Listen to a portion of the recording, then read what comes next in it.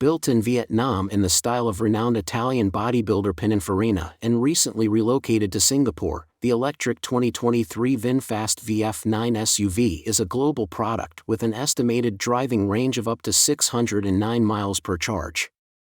If you're wondering why you haven't heard of VinFast before, because the company is still preparing to sell its vehicles in the United States for the first time. The VF9 is roughly the size of a Kia Telluride and offers 3 rows of seats in its well-appointed cabin. All models come with a 402 horsepower dual-motor electric drivetrain and all-wheel drive. Plenty of specs on the inside. All VF9 models come with a large 15.6-inch infotainment display and various driver assistance features.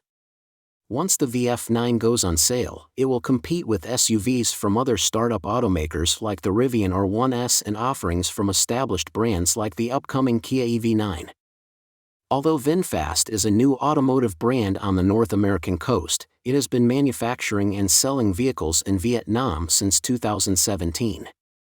The VF9 is launched alongside the smaller VF8 SUV as the brand's first offering in the US. The first time the SUVs will be produced and imported in Vietnam, the company has begun plans to set up a factory in North Carolina, aiming to localize production in the US from 2024.